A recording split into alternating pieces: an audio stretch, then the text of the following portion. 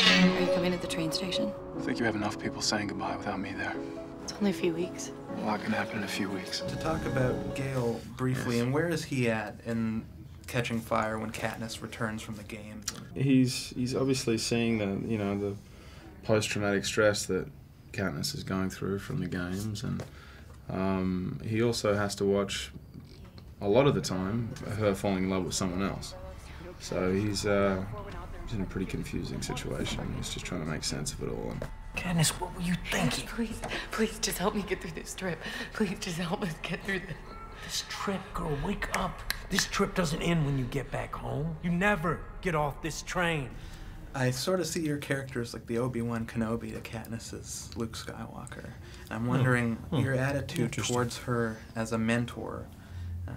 What is your primary concern in looking after her? It's obviously a pretty tense thing to have already made you survived her first try at the Hunger Games, and then to have there be the quarter quell and have to go through it again.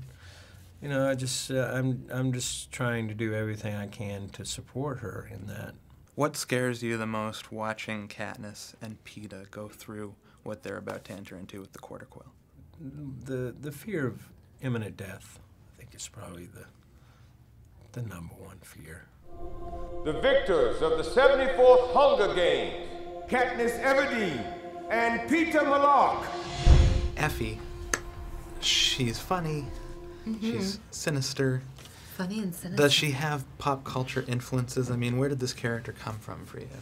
Yes, but the influences are all sort of from the past. I mean, I love, it's a little Madeline Kahn, who's one of my all-time favorites. That's great.